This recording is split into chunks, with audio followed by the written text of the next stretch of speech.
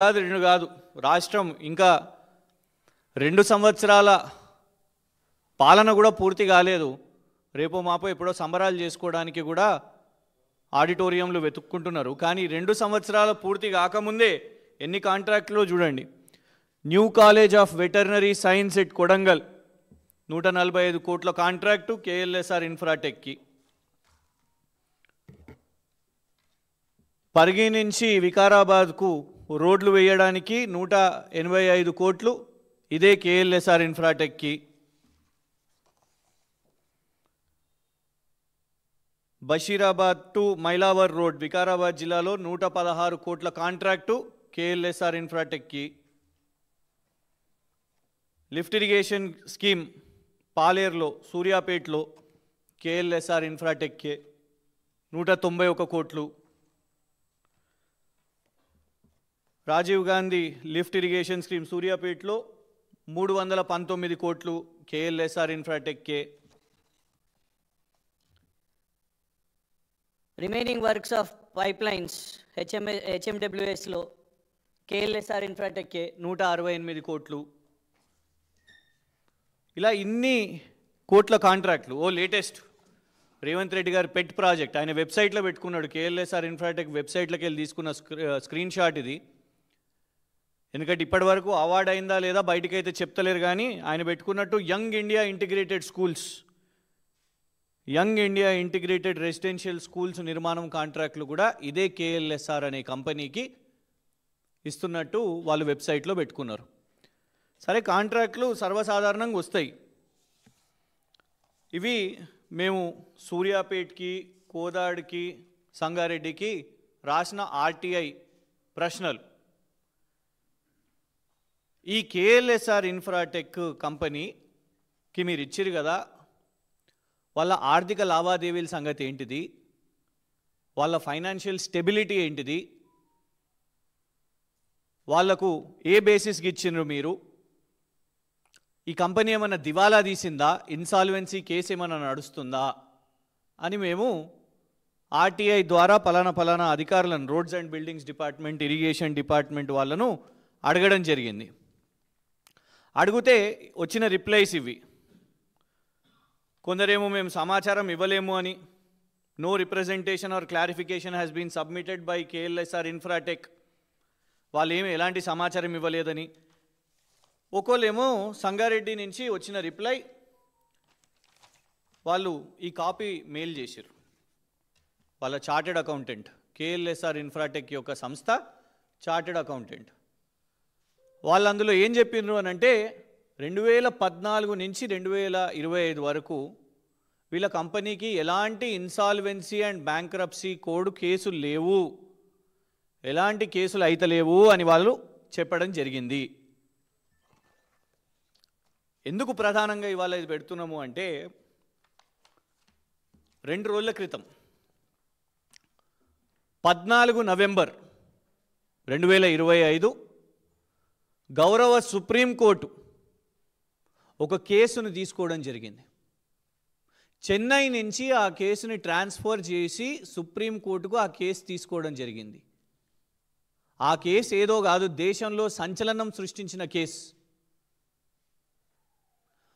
ఒక జడ్జి గారు national company law ట్రిబ్యునల్కి సంబంధించిన చెన్నైలో జడ్జి గారు, నేను ఈ కేసును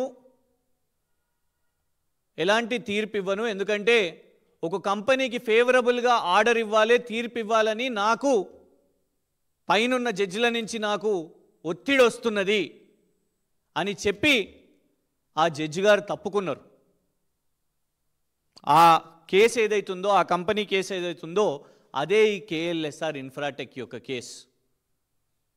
దాన్ని ఇప్పుడు గౌరవ supreme court chief justice of India గారు, గౌరవ బిఆర్ గవై గారు, ఇవాళ దాన్ని సిజేఐ, ఇందులో స్పష్టంగా రాసి ఉన్నది సిజేఐ గారి పేరు, వారు ఇంత పెద్ద ఆరోపణ వచ్చింది, ఒక జడ్జి గారే తప్పుకుంటున్నారు, దట్ ఫేవరబుల్ ఆర్డర్ ఇవ్వాలి, ఫేవరబుల్ తీర్పు ఇవ్వాలి అని ఒక జడ్జి గారు తప్పుకుంటే దీన్ని విచారణ చేపట్టాలని వాళ్ళ గౌరవ సుప్రీంకోర్టే ఈ కేసును 2 రోజుల ముందు తీసుకున్న ఆర్డర్ కాపీ ఇది.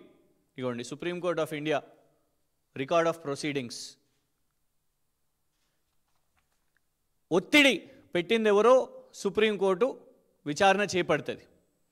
కానీ ప్రత్యేకంగా insolvency and bankruptcy criminal investigation under a retired judge of the honorable court is carried out into the attempt to influence the outcome of company appeal. అంటే ఇన్ఫ్లుయెన్స్ చేయడానికి ప్రయత్నం చేసిర్రు అనే తీవ్ర పదజాలం ఇందులో ఈ గౌరవ సుప్రీంకోర్టు చెప్పడం జరిగింది. దీని వెనుక ఎవరున్నారు? ఎందుకు అంటే ఇన్సాల్వెన్సీ దివాలా తీసిన కంపెనీ దివాలా తీసిన కేసు కొట్లాడుతుంటే ఆ కంపెనీకి రాష్ట్ర ప్రభుత్వం, కాంగ్రెస్ ప్రభుత్వం, తెలంగాణ ప్రభుత్వం ఇన్ని కాంట్రాక్ట్లు, యంగ్ ఇండియా, రోడ్లు, కొడంగల్లో వెటర్నరీ కాలేజు, ఇట్లా ఇన్ని కోట్ల కాంట్రాక్ట్లు ఒక కంపెనీకి ఇస్తుంటే కనీసం రాష్ట్ర ప్రభుత్వంలో ఉన్న అధికారులకు కనీసం సమాచారం కూడా లేదా?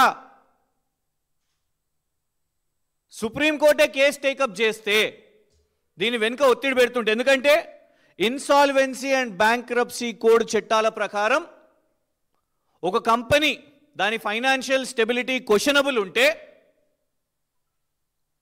వాళ్లకు రాష్ట్ర ప్రభుత్వాలు ఎలాంటి ప్రభుత్వ టెండర్లు, కాంట్రాక్ట్లు ఇవ్వద్దు. వాళ్ళు ఒకవేళ టెండర్ బిడ్ చేసినా కూడా వాళ్ళను పక్కన పెట్టి వాళ్ళకంటే లోయెస్ట్ టెండర్, ఎందుకంటే అందుకే పదం కూడా ఏమని ఉన్నది, సస్పెండెడ్ డైరెక్టర్, కేఎల్ఎస్ఆర్ యొక్క పేరు పెట్టి సస్పెండెడ్ డైరెక్టర్ అని ఉన్నది. ఎందుకు సస్పెండెడ్ డైరెక్టర్ అని వాడతారు? ఎందుకంటే ఇన్సాల్వెన్సీ కేసు నడుస్తున్నప్పుడు దాని యొక్క బిజినెస్ ట్రాన్సాక్షన్స్, దాని యొక్క కాంట్రాక్ట్స్ సస్పెండెడ్ ఉండాలి కాబట్టే దానికి సంబంధించిన డైరెక్టర్ని సస్పెండెడ్ డైరెక్టర్ అని పెట్టినరు. మరి ఎందుకు రాష్ట్ర ప్రభుత్వంలో ఉన్న ముఖ్యమంత్రి గారికి ఈ కేఎల్ఎస్ఆర్ ఇన్ఫ్రాటెక్ మీద గింత ప్రేమ ఎందుకు? గిందుకేనా? జనరలీ ఒక కంపెనీ పేరు మీద ఎందుకు ఉంటుంది? వాళ్ళకి ఆ కంపెనీ ఉంటే ఆ కంపెనీ పేరు మీద కార్ రిజిస్టర్ చేసుకుంటారు. మరి కేఎల్ఎస్ఆర్ ఇన్ఫ్రాటెక్ యొక్క కంపెనీ పేరు మీద కారే కాదు, గతంలో ఈడీ రేడ్స్ కూడా ఈ కంపెనీ మీద అయినప్పుడు ఈడీ కూడా రేవంత్ రెడ్డి గారి బినామీ కంపెనీ ఇది అని ఈడీ పేర్కొన్నది. ఈడీ ప్రెస్ రిలీజ్లు చేసింది. మరి వాళ్ళ ఎందుకో ఈడీ దీని మీద విచారణ చేపడతలేదు?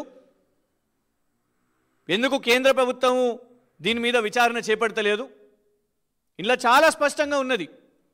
సుప్రీంకోర్టే ఇవాళ కేసు టేకప్ చేసి దాంట్లో ప్రశాంత్ భూషణ్ గారు ఆపోజిట్ సైడ్ ఎవరైతున్నారో ఈ కేసు చాలా ప్రముఖ న్యాయవాది, దేశంలో టాప్ 10 అడ్వకేట్స్లో ఎవరైతున్నారో ప్రశాంత్ భూషణ్ గారు ఈ కంపెనీకి అగేన్స్ట్గా, ఈ కేఎల్ఎస్ఆర్ ఇన్ఫ్రాటెక్ కంపెనీకి అగేన్స్ట్గా ఈరోజు వారు సుప్రీంకోర్టులో ఈ కేసు కొట్లాడుతున్నారు.